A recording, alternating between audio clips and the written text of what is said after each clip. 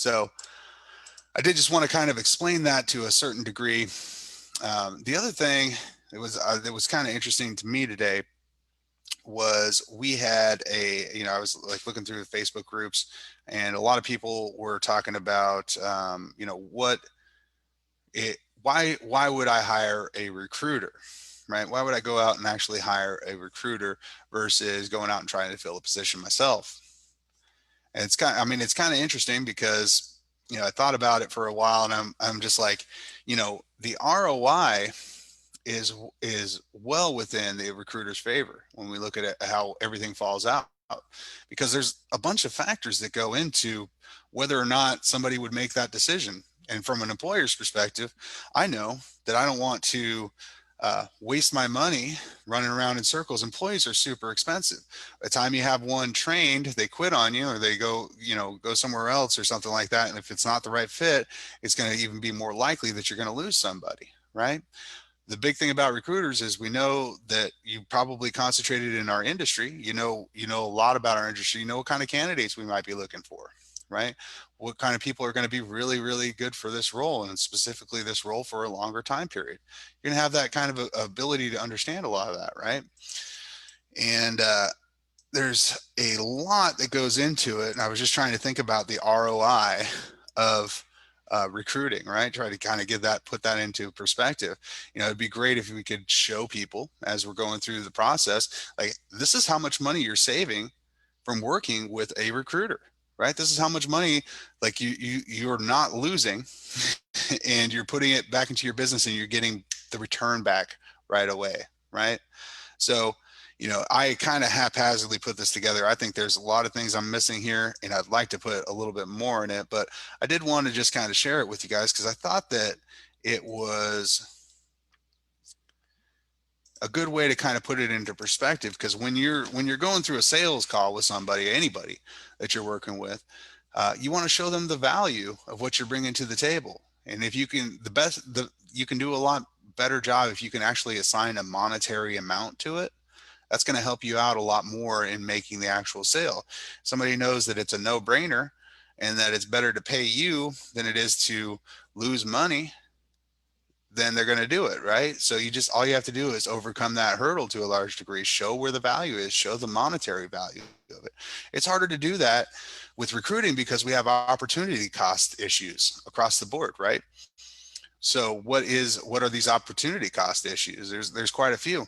I was trying to put this together and try to think about where we would lose money by not actually having somebody on board, right? So every single time we have to hire somebody, there's estimated training costs, right? Training costs go out the window. Like, we have to buy new materials, and we might have to come in, show them a bunch of stuff and make sure that it depends on if it's a new hire, if it's, an old hire or something like that, but there's a certain amount of training time, right? And training costs, like, so you have to bring them on board and give them brand new stuff, make sure that they're feeling comfortable with the situation. Then there's also the estimated time training, right? And then there's the opportunity cost of having somebody who's less productive for 6 months, less productive, right? Like, it's gonna take a while to get them up to snuff, even if they come in with a bunch of technical skills and expertise. When they come into a new situation, it takes a while to acclimate to the new processes. It doesn't matter. Every business does it a little different. You're not just going to come in and automatically start rocking the house if you're an employee, right? You're not going to come in and just start rocking away. So there's going to be some time. It's going to take you a while to get up to snuff, right? I remember back when I was, floating from accounting firm to accounting firm, and if I went into another accounting firm, there was even if I had familiarity with the software, there's a different process. There's a different process, and there's a different expectation depending on what the process is and what the levels are. It varies so much. And if you actually have a really good handle on your niche, you can target this down a lot. So you can press on those pain points of the employers as you're going through and trying to establish what the value really looks like. And you can kind of show that to them, right? You can calculate it out. You can show them you're going to lose costs here, you're going to lose costs there. It would be great if you had a stacked deck and you can show, hey, this is what we estimate the cost of losing. You can tie it to Bureau of Labor statistics, right? So we've got estimated time training. I'm thinking, hey, you're going to have like at least 60 hours month one, right? Because you're going to be a little bit more hands on with people a little bit. There's going to be a little bit of a cost to getting back up to that total activity level, right? And then you're going to have if that employee, if that employer, let's say he's a small shop, if he has to go out and do this himself, you know, he's got opportunity costs, right? I think this is only 30 hours that I put in there, like 30 hours of the guy going out, you know, putting all the ads up on Indeed or something like that. You know, obviously he doesn't have a network where he's going out and just, you know, hitting people up every day. You do. That's a big deal. You're going to be able to get that, sync that employee a lot faster than that employer is going to be able to. You know, this is based off of like $100,000 employee and a $200,000 employer. So, you know, these are numbers that, you know, you can kind of fiddle with a little bit, but it's something that you can do if you're trying to do a presentation on how they can save money by actually working with you, right?